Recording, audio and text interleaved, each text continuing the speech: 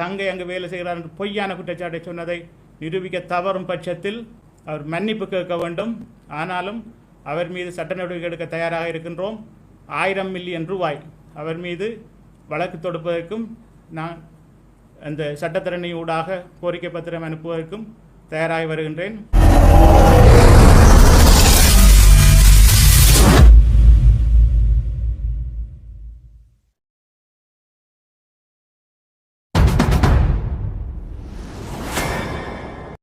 நேற்றைய தினம் கிளிநொச்சி மாவட்ட ஒருங்கிணைப்பு குழு கூட்டத்தில் பாராளுமன்ற உறுப்பினர் அர்ச்சுனா ராமநாதனுக்கும் பனை அபிவிருத்தி குழுவின் தலைவர் சகாதேவனுக்கும் இடையில் கருத்து முரண்பாடு ஏற்பட்டது. இதனைத் தொடர்ந்து அந்த விடயம் தொடர்பாக இன்றைய தினம் சகாதேவன் யாழ்ப்பாண ஊடக மையத்தில் கருத்து தெரிவித்தார். அதன்போது தன் மீது சில குற்றச்சாட்டுகள் முன்வைக்கப்பட்டுள்ளது. அவை அனைத்தையும் அர்ச்சுனா ராமநாதன் நிரூபிக்க வேண்டும். திக்கம் வடிசாலை தொடர்பான விடயம், பனைகள் வெட்டப்படுதல் தொடர்பான விடயம் மற்றும் பனை அபிவிருத்தி சபையில் ஊழியர்கள் அதிகளவாக இடமாற்றம் செய்யப்பட்டனர் என குற்றச்சாட்டுகள் முன்வைக்கப்பட்டதாக அவர் குறிப்பிடுகிறார்.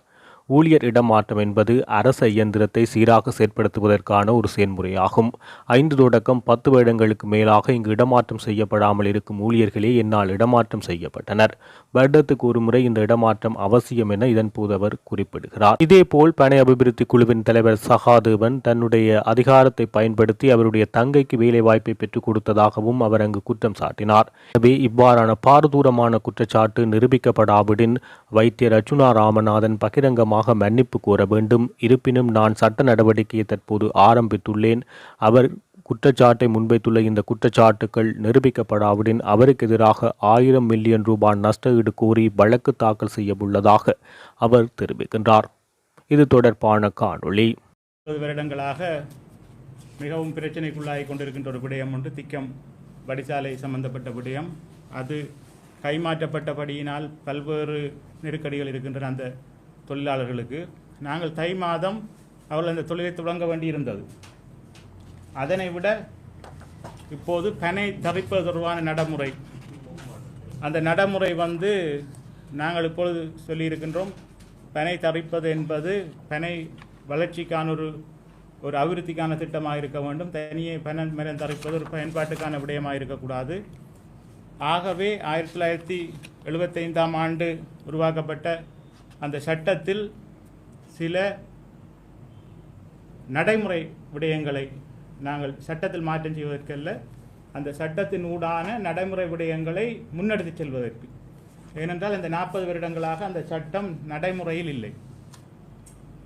உண்மையில் இந்த பனை தென்னவள கூட்டுறவு சங்கங்கள் கூட எமது பனை அபிவிருத்தி சபையால் உருவாக்கப்பட்டதுடன் பனை அபிவிருத்தி சார்ந்த விடயங்களுக்கு இந்த கூட்டுறவு சங்கங்களும் சபையும் சேர்ந்து செயல்பட வேண்டும். பல்வேறு விடயங்கள் புரிதல் இல்லாத சூழ்நிலையில் அவற்றை பற்றிய ஒரு புரிதலுக்காக உங்களுக்கு நிறைய ஆதாரங்களை காட்டலாம். உண்மையில் இந்த விடயம் உண்மையில் இந்த பத்திரிகையாளர் சந்திப்பு போதுமான நேரமாக இருக்காது.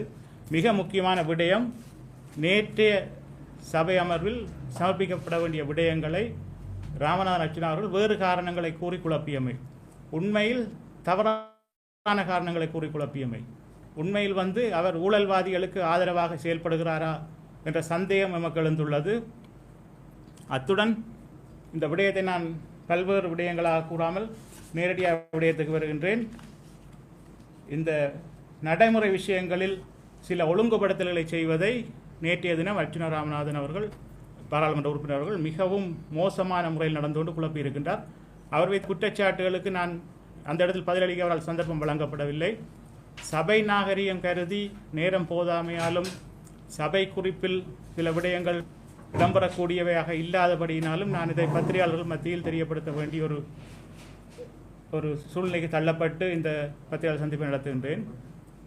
அதாவது என்னால் தொடர்ச்சியாக பலர் பணி நீக்கம் பணி இடைமாற்றம் செய்யப்பட்டதாக அது ஒரு குற்றமாக அவர் கூறுகின்றார். உண்மையில் அரசு திணைக்களங்கள் வினைத்திறனான செயல்பாட்டுக்கு பணியிட மாற்றங்கள் மிக முக்கியமான ஒரு தேவை. தொடர்ச்சியாக 5 அல்லது 10 வருடங்களுக்கு மேல் எவ்வித காரணமுமின்றி ஒரே இடத்தில் ஒருவர் பணியாற்ற முடியாது. அவர்களுக்கு வருடாந்தம் அல்ல 2 வருடங்களுக்கு ஒருவர் நடக்க வேண்டிய இடமாற்றங்கள் நடைபெறாத சூழ்நிலையில் உங்களுக்கு சொல்ல வேண்டும், நல்லூர் கற்பகத்தில் 4 பணியாளர்கள் இருக்கின்றார்கள் பனை அபிவிருத்தி சபையில். முல்லைத்தீவு மாவட்டத்துக்கு மொத்தமாக 2 பணியாளர்கள் இருக்கிறார், மாவட்டம் முழுவதற்கும். ஆக இந்த பணிகள் உண்மையில் நியாயமாக பங்கிடப்படவில்லை. அவர்கள் என்னை எதிர்த்து அந்த பணியாளர்கள் ஆர்ப்பாட்டம் செய்தது ஒரு அரசியல் பின்புலத்தில் ஒரு காலகட்டம் கடந்து விட்டது. கிட்டத்தட்ட 45-50 நாட்களுக்கு பிறகு நான் அந்த நிறுவன தேவையை கருத்தில் கொண்டு, கல்பட்டியில் உள்ள நிறுவனம் 2 அலுவலகங்கள் கட்டப்பட்டு ஒரு மாவட்ட முகாமைகள் இல்லாமல் இயங்கிக் கொண்டிருக்கின்றது. திருவோணமலை வரோதய நகரில் அங்குள்ள கல்லிறக்கும் தொழிலாளர்கள் அவர்களுக்குரிய தேவையை பூர்த்தி செய்யக்கூடிய அளவு மாவட்ட நிர்வாகம் நடைபெறவில்லை. அந்த இடத்துக்கு ஒரு மாவட்ட முகாமையாளர் நியமிக்க வேண்டும். இவ்வாறான சூழ்நிலையில் எமது நிர்வாகத்தை இலகுபடுத்துவதற்கு, அதாவது கடந்த 10 வருடமாக ஒரு மாவட்ட முகாமையாளர் கிளிநொச்சி மாவட்டத்துக்கு உள்ளவர் யாழ்ப்பாண அலுவலகத்தில் கிளிநொச்சி மாவட்ட முகாமையாளர் ஒரு ஆக்டிங் கடமையாக, அதாவது 10 வருடம் ஒரு ஆக்டிங் கடமை செய்ய முடியாது, ப்ரொடக்ஷன் மேனேஜராக இருக்கின்றார். அப்போ ப்ரொடக்ஷனை பற்றி அவர் கேட்டால் சொல்ல நான் ஆக்டிங் தான் செய்கிறேன், ப்ரொடக்ஷனில் நிறைய தவறுகள், அப்போ ஆக்டிங் தான் செய்கிறேன் என்று சொல்லி அவரை கிளிநொச்சி மாவட்ட அலுவலகத்திலேயே கடமையை செய்யும்படி கூறியது. அவருடைய உண்மையான கடமை மாவட்ட முகாமையாளர். முல்லைத்தீவு மாவட்டத்திலிருந்து யாழ் மாவட்டத்துக்கு இடமாற்றம் கேட்டவருக்கு கொடிகாமத்துக்கு இடமாற்றம் கொடுத்தது. இது பழிவாங்கல் இல்லை, ஏனென்றால் அவர் யாழ்ப்பாணத்துக்குள்ள கிட்ட உள்ள ஒரு இடத்தை கொடுத்திருக்கின்றோம். இப்படி நிர்வாக செயல்பாடுகளுக்கு உண்மையில் தலையீடு செய்து அடுத்த நாங்கள் உண்மையாக ஆரம்பிக்க இருந்த திக்கம் வடிசாலையின் ஒரு நம்பிக்கையான விடயங்கள், அதாவது அந்த நிறுவனம் எதாக செயல்பட்டிருக்கின்றது, இலங்கையின் 95% ஆல்கஹோலை பிரதிநிதிப்படுத்துகிற விற்பனை சந்தையை கொண்டுள்ள நிறுவனம் திக்கம் வடிசாலை ஒப்பந்தத்தை வைத்திருக்கின்றது. நான் விடயங்கள் சொல்ல முடியாத சில வழக்குகள் செல்ல வேண்டி வரலாம். வழக்குக்கு சென்ற பிறகு நான் இந்த திக்கம் வடிசாலை பற்றி பேச முடியாது. எல்லோரும் கவனமாக கேட்டுக்கொள்ள வேண்டும். கடந்த 30 வருடங்களாக அரசியல் தலையீடு காரணமாக மூடப்பட்ட ஒரு நிறுவனம். அவற்றை மீள ஆரம்பிக்கும் போது அந்த நிறுவனத்திலிருந்து எனக்கு அச்சுறுத்தல்கள், அந்த நிறுவனம் சார்ந்தவர்கள் அச்சுறுத்தல்கள், பல்வேறு டீல், அதாவது என்னை உடன்பட்டு போக சொல்லும்படி, அந்த ஒப்பந்தத்தை தொடர்ந்து நடைமுறைப்படுத்தும்படி பல்வேறு அரசியல் அழுத்தங்கள், இவற்றுக்கு மத்தியில் நான் அந்த நிறுவனத்தை அந்த பணியாளர்களுக்கு கொடுத்து எதிர்வரும் தைப்பூசத்தோடு அவர்களை தொழிலில் இறங்கி செயல்படும்படி ஒரு உத்தரவாதத்தை கொடுத்து அதற்கு நான் அமைச்சர் மட்டத்தில் 7 கூட்டங்களை நடத்தி இருக்கின்றேன் இந்த 2 மாதத்துக்குள். இவ்வாறான ஒரு விடயத்தை ஒரு அற்பமான ஒரு பணியிட மாற்றத்தை காரணம் காட்டி தடுத்து நிறுத்தியமை ராமநாதன் செய்த இந்த பனை தொழிலாளர்களுக்கு செய்த ஒரு துரோகம் என்று நான் சொல்லுவேன். அடுத்ததாக அவர் சொன்னார், பகிரங்கமாக சொன்னார், நான் என்னுடைய தங்கச்சி கணக்காளராக வைத்திருக்கிறேன். இது ஒரு மிகவும் பொய்யான பாரதூரமான குற்றச்சாட்டு. என்னுடைய உறவினர்கள் எவருமே பனை உறுதி சபையில் இல்லை. அப்போ இப்படியான விஷயத்தை சொல்லிவிட்டு என்னை வாயை மூடு என்று சொல்கின்றார். ஒரு நிறுவனத்தின் தலைவர் அந்த சபை நாகரிகம் இல்லாமல் கதைக்கின்றார் அவர். அப்போ இப்படியான விடயங்கள் எமது எதிர்கால இலக்கு நாங்கள் சொல்லியிருந்தோம். $2 லட்சம் எக்ஸ்போர்ட் நடந்திருந்தது எமது தரவுகளின் அடிப்படையில் கடந்த வருடம். அடுத்த 2025 ஒரு இலக்கு வைத்திருக்கின்றோம். $1.2 மில்லியன் இலக்கு வைத்து ஏற்றுமதிக்கான ஏற்பாடுகளை நாங்கள் செய்து கொண்டிருக்கும் போது இப்போது பல ஏற்றுமதியாளர்களிடம் கேட்கின்றார்கள், என்னிடம் ஊழல் இருக்கின்றது, என்னுடைய செயற்பாட்டில் பிழை, நிர்வாகம் பிழை, ராமநாதன் தடுத்திருக்கின்றார், எப்படி நீங்கள் இந்த ஏற்றுமதியை செய்வீர்கள் என்று. உண்மையில் 95,000 இருந்த இந்த பனை தொழிலாளர்கள் எண்ணிக்கை இன்றைக்கு 6,000 குறைந்திருக்கின்றது. வார வருடத்துக்கு ஒரு 1,500-2,000 பேர் தான் தொழில் செய்வதற்கான எக்ஸைஸ் அனுமதிக்கு செயல்பட்டிருக்கின்றார்கள். நாங்கள் ஒரு 15,000 பேரை கொண்டு வருவதற்கான முயற்சியில் ஈடுபட்டிருக்கும் போது அர்ஜுனன் ராமநாதன் இந்த நடவடிக்கை, இவருக்கு ஊக்கம் கொடுப்போர் நடவடிக்கை இந்த தொழிலை முற்றாக அளிக்கும் நிலைக்கு தள்ளப்பட்டிருக்கின்றது. இந்த டிசம்பர் மாதத்துக்குள் நாங்கள் செய்ய வேண்டிய வேலைக்காக கடந்த யாழ் மாவட்ட அபிவிருத்தி குழுவில் இந்த தகவலை கொண்டு போயிருந்தோம். அவரின் ஆர்ப்பாட்டம் கலவரங்களுக்கு மத்தியில் அரசாங்க அதிபர் நம்முடைய பிரச்சனையை முன்னெடுக்கவே இல்லை. நான் அரசாங்க அதிபரிடம் கடுமையான கண்டனம் தெரிவிச்சிருந்தேன். எனக்கும் அவருக்கும் அவருடைய அலுவலகத்தில் பெரிய வாக்குவாதம் நடந்தது, இங்குள்ள ஊடகவியலாளர்களுக்கு தெரியும்.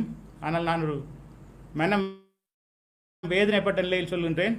நேற்றைய சூழ்நிலையை நாங்கள் பயன்படுத்தி இந்த தொழிலாளர்கள் கிளிநொச்சி பேரிணையம், ஏன் கிளிநொச்சியில் நாங்கள் அந்த அபிவிருத்தி குழுவில் அந்த விடயத்தை முன்னெடுக்க வேண்டியிருந்தது என்று சொன்னால், விடுதலை புலிகள் இருந்த காலத்தில் வட மாகாண பனை தென்னைவள கூட்டுறவு சங்கங்களின் சம்மேளனங்கள் ஒன்றிணைந்த பேரிணையம் கிளிநொச்சி மாவட்டத்தில் இருக்கின்றது. அப்போ கிளிநொச்சி மாவட்டத்தில் எடுக்கின்ற இந்த முடிவு வட மாகாணத்தில் எடுக்கின்ற முடிவு கிழக்கு மாகாணத்துக்கும் ஒரு பொருத்தப்பாடாக அமையும் என்று நான் நேற்று முன்தினம் கிறிஸ்மஸுக்கு முதல் நாள் கௌரவ அமைச்சருடன் அந்த கலந்துரையாடலில் அவர் கூறிய பணிப்புரையின் அடிப்படையில் எடுக்கப்பட வேண்டிய முடிவுகள் தொடர்பான ஒரு விளக்கம் அளிப்பதற்காக நான் அங்கு சென்றிருந்தேன். ஆனால் அர்ச்சுனன் ராமநாதன் எல்லோரையும் கேள்வி கேட்டு குழப்பதுடன் சில ஊடகங்களில் தன்னுடைய பெயர் முன்னுக்கு வர வேண்டும் என்பதற்காக மிகவும் பாடுபட்டு கொண்டிருந்ததை காணக்கூடிய மாதிரி இருந்தது. 2 விடயங்கள் நான் வலியுறுத்தி சொல்கின்றேன். இங்கு நான் சொல்ல வேண்டிய விடயங்கள், நான் செய்த திட்டங்கள், இந்த பத்திரிகையாளர் சந்திப்பில் காட்ட வேண்டிய விடயங்கள் இருந்தால் நான் பல நூற்றுக்கணக்கான விடயங்களை சொல்லலாம். ஒரு 40 கருத்திட்டங்களை நான் முன்மொழிந்து அடுத்த கட்டத்துக்கு கொண்டு போயிருக்கின்றேன். இந்த தென்னை ஆராய்ச்சி நிலையத்தோடு ஒரு புரிந்துணர்வு உடன்படிக்கைக்கு வந்திருக்கின்றோம். முதல் முறையாக இந்த பனை ஆராய்ச்சியின் அடுத்த கட்டத்துக்கு பனை உற்பத்தியை கொண்டு போவதற்காக. அடுத்ததாக இந்த கிழக்கு மாகாணத்தில் கடந்த 10 வருடங்களாக பழைய தலைவர்கள், பழைய பொது முகாமையாளர் எல்லோருடைய கையொப்பங்களுடன் வழங்கப்படாமல் இருட்டடிப்பு செய்யப்பட்ட இந்த சான்றிதழ்கள், அச்சடிக்கப்பட்டு வழங்கப்படாத சான்றிதழ்கள், இவற்றை வழங்குவதற்கான வேலைகளை நான் முன்னெடுப்பதற்கான நடவடிக்கைகளை முன்னெடுத்திருந்தேன்.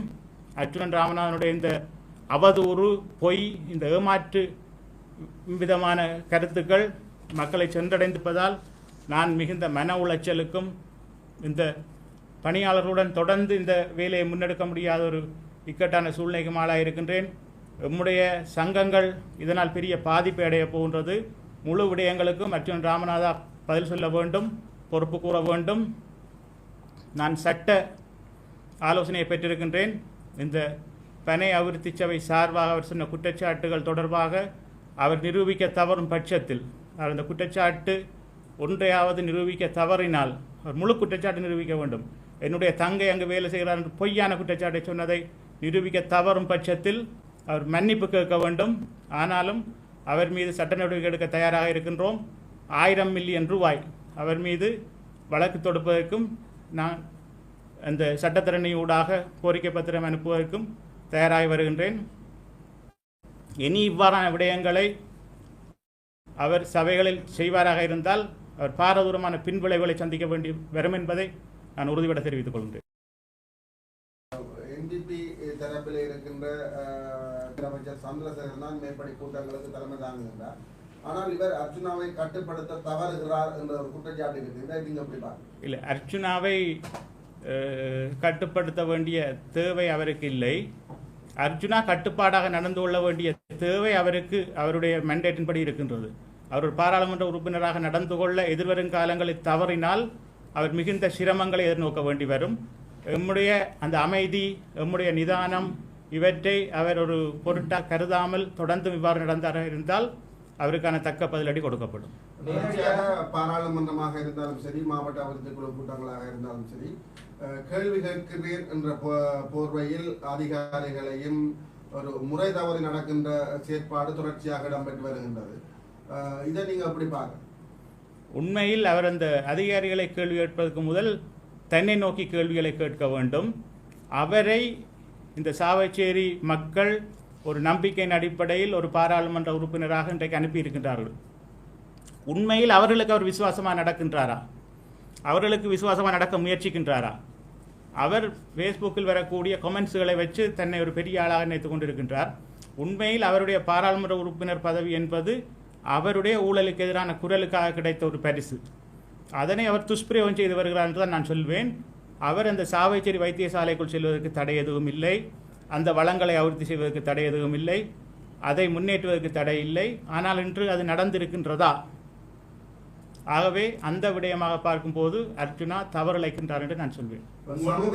சமூக ஆர்வலர்கள் சிலர் குற்றம் சாட்டி வருகிறார்கள். அர்ச்சுனாவின் பின் புலத்திலே NBP அரசாங்கம் இருக்கின்றது.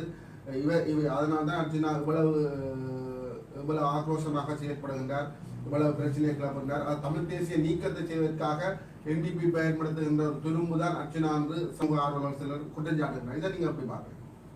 அர்ஜுனா நேரத்துல வந்து அரசு அதிகாரிகளை நேரடியாக கேள்வி கேட்க விரும்பாத என்பிபி வந்து இவரை பயன்படுத்துகிறாருன்னு சொல்றாரு. இல்லை, அவர் வந்து அவற்றை பின்புலமாக காட்டிக்கொள்வது என்பிபி அரசாங்கத்தை மட்டும் இல்லை, அவர் விடுதலை புலிகளையும் தன்னுடைய பின்புலமாக காட்டிக் கொண்டவர். உண்மையிலே விடுதலை புலிகளுக்கு வேலை செய்தவர்கள், விடுதலை புலிகளுக்காக பாடுபட்டவர்கள், விடுதலை புலிகளுக்காக மரணித்தவர்களின் குடும்பங்கள் பற்றி நாங்கள் சிந்திக்க வேண்டும். உண்மையில் அர்ஜுனா தன்னுடைய தகப்பனாரை பற்றி சொல்கின்றார். தாயார் வந்து பியர் ஊற்றி கொடுப்பார் தன் குடிக்கிறதுக்கு என்று சொல்கிறார். இப்படி ஒரு சம்பவம் அங்கே நடந்திருந்ததா? அப்படியானால் தகப்பனார் எப்படி மரணித்தார், அவருடைய மரணம் பற்றி அவர் சொல்ல தயாராக இருக்கின்றாரா? சிங்கள ஊடகத்துக்கு ஒரு கதையும் தமிழ் ஊடகத்துக்கு ஒரு கதையும் சொல்கின்றார். உண்மையில் அர்ஜுனா ஒரு குழப்பத்தை ஏற்படுத்துகின்றார். உண்மையில் அவர் குழப்பத்தின் பிரதிநிதியாக இருக்கிறாரே தவிர மக்களின் பிரதிநிதியாக இல்லை. உண்மையில் இந்த ஊடகங்கள் அவரை பார்த்து கேள்வி கேட்க வேண்டிய நேரம் மிக விரைவில் வர இருக்கின்றது. அர்ஜுனன் ராமநாதா இன்றைக்கு என்பிபிக்கு பின்னால் ஒழிய முயற்சி செய்கின்றார். அவர் சஜித் பிரேமதாசாவுக்கு பின்னால் ஒழிய முயற்சி செய்தார், தோல்வியடைந்தார்.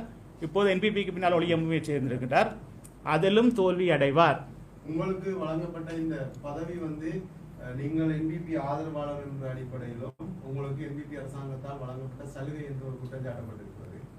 உண்மையில் நான் ஒரு பொது சேவையாளன், அரசியல் ஈடுபாடுள்ளவன்.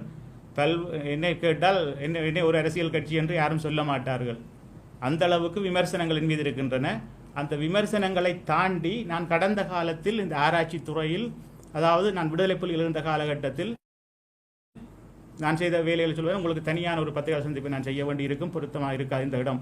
அர்ச்சுனாமாதி கதைப்பதென்றால் இந்த இடத்தில் நான் அதை கதைக்கலாம். ஆனால் நீங்கள் என்னுடைய வரலாற்றை ஆராய்ந்து பார்க்க வேண்டும். நான் தனியே ஒரு கட்சிக்குரிய ஆளாக செயல்பட்டு இருக்கவில்லை. இந்த அபிவிருத்தி சார்ந்து செயல்பட்டு என்னுடைய ஆழமான இந்த அறிவை பார்த்து அவர்கள் இந்த பதவியை தந்தார்கள். நான் கோரிக்கை விடவும் இல்லை. அர்ஜுனா கூறுவது போல் நான் எந்த ஜேவிபி சார்ந்த தொழிற்சங்கத்திலும் இல்லை.